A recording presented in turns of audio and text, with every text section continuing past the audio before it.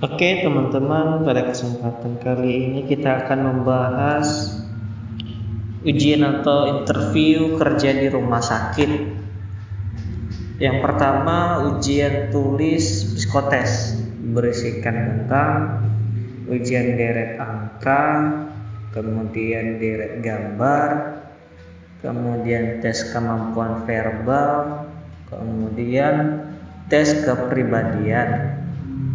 Selanjutnya yang kedua, ujian materi tentang kesehatan baik keperawatan atau kebidanan.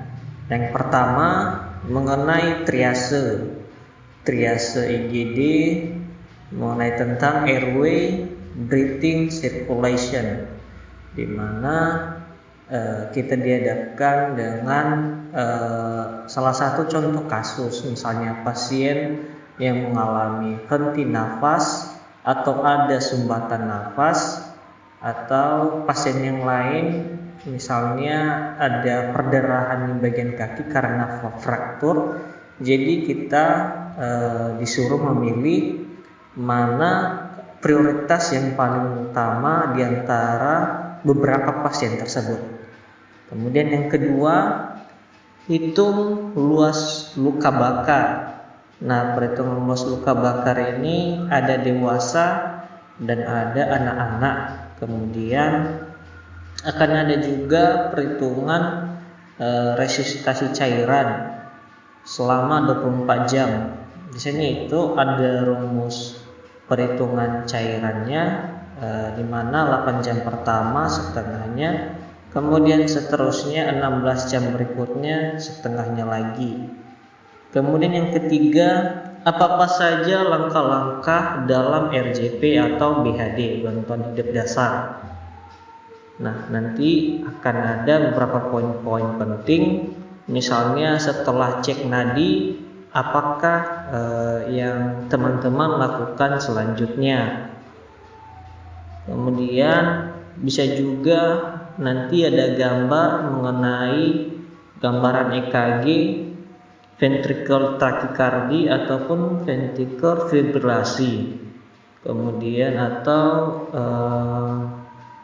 asistol. Nanti teman-teman disuruh memilih mana jawaban yang paling tepat.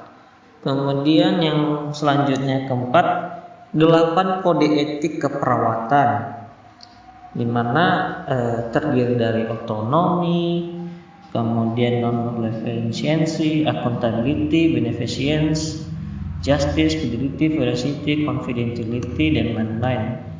Nanti akan ada salah satu contoh kasus, kemudian teman-teman diberikan kesempatan untuk memilih mana jawaban yang paling tepat kode etik tersebut sesuai dengan contoh kasus yang tersedia. Selanjutnya yang kelima, mengenai undang-undang kesehatan. Ada beberapa soal juga mengenai undang-undang kesehatan, nomor berapa dan tahun berapa undang-undang kesehatan. Selanjutnya, langkah-langkah asuhan keperawatan.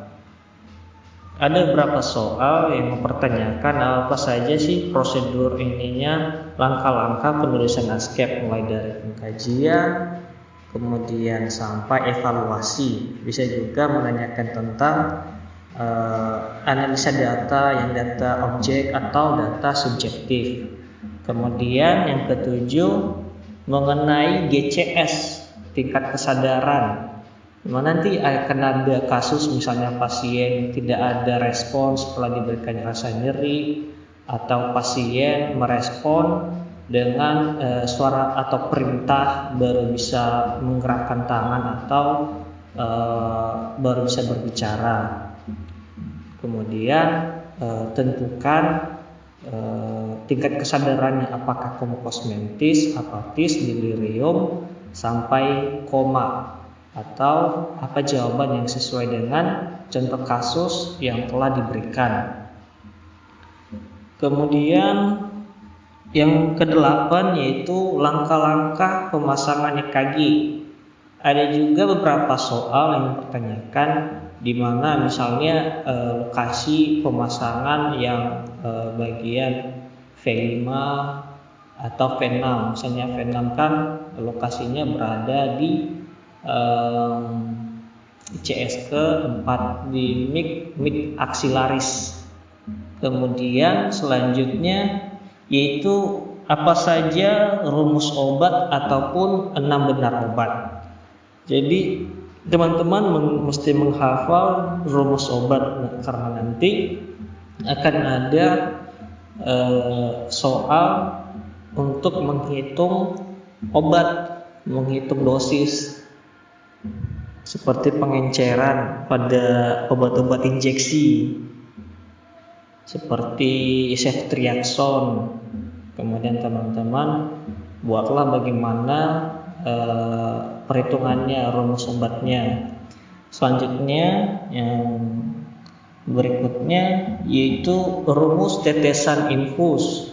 Biasanya akan ditanya tetesan infusnya berapa jam habis, terus hitungan tetesan infus mikro maupun makro, kemudian tetesan infus yang bagian transfusi darah. Selanjutnya atau nomor 11 sering juga ditanya, kadang ada beberapa rumah sakit mempertanyakan, misalnya teman-teman melamar di rumah sakit tersebut. Nah, akan ada soal misalnya apa visi misi rumah sakit tersebut. Misalnya visi misinya atau bagian ininya misinya ada beberapa poin. Jadi teman-teman wajib mengetahui itu juga, apa saja misi di rumah sakit tersebut. Oke, selanjutnya kita akan masuk ke bagian ujian wawancara setelah ujian tulis tadi. Nah, di bagian ujian wawancara ini nanti akan dipertanyakan beberapa pertanyaan ya materi-materi dasar, materi keperawatan. Yang pertama dipertanyakan, jelaskan dulu atau memperkenalkan diri terlebih dahulu, nama, asal, kemudian jurusan. Yang kedua, alasan teman-teman bekerja di rumah sakit ini. Selanjutnya yang ketiga, kelebihan dan kekurangan kamu apa saja. Kemudian selanjutnya, langkah cuci tangan. Apa saja langkah cuci tangan. Selanjutnya, apa saja tindakan keperawatan. Tindakan keperawatan itu teman-teman, contohnya salah satunya perawatan luka, oral hygiene, kemudian pemeriksaan fisik. Selanjutnya, apa pengalaman kerjamu sebelumnya? Apakah sudah pernah bekerja di rumah sakit atau belum? Selanjutnya, kemudian bagaimana cara menghitung cairan? Akan ada beberapa soal mempertanyakan bagaimana cara teman-teman menghitung kebutuhan cairan pada pasien. Selanjutnya akan ada nanti contoh kasus, misalnya mengenai diare. Kemudian teman-teman disuruh membuat PES atau rumus diagnosa keperawatannya. Mengenai rumus keperawatan, apa saja diagnosa yang bisa ditarik dari contoh kasus yang disampaikan oleh si penguji. Kemudian sebutkan GCS dan tingkat kesadaran, apa saja tingkat kesadaran tersebut dari kompos mentis sampai koma. Kemudian sebutkan lagi apa rumus obat. Selanjutnya terkadang ditanya juga apa saja langkah-langkah RJP. Oke. Tahap berikutnya yaitu ujian praktek. Di ujian praktek ini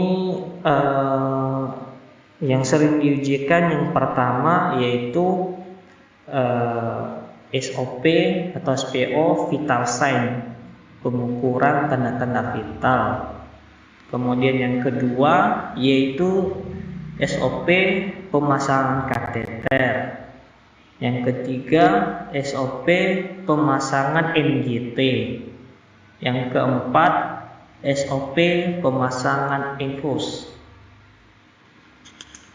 Setelah ujian praktek, maka akan masuk ke tahap pemeriksaan atau pemeriksaan kesehatan atau MCU, medical check up. Yang pertama ada pemeriksaan darah lengkap, kemudian visus mata, kemudian pemeriksaan vital sign, kemudian pemeriksaan HIV atau darah lengkap semuanya. Jadi teman-teman mohon persiapkan jaga kesehatan sebelum waktunya MCU. Nah, sekian saja informasi yang bisa saya sampaikan teman-teman ya. Kalau misalnya ini bermanfaat, mohon like dan subscribe. Kemudian jika ada teman-teman yang mau bertanya lagi, saya akan menjelaskan satu persatu bagian-bagian apa saja yang dipertanyakan pada saat interview atau ujian tulis. Oke, cukup sekian dan terima kasih.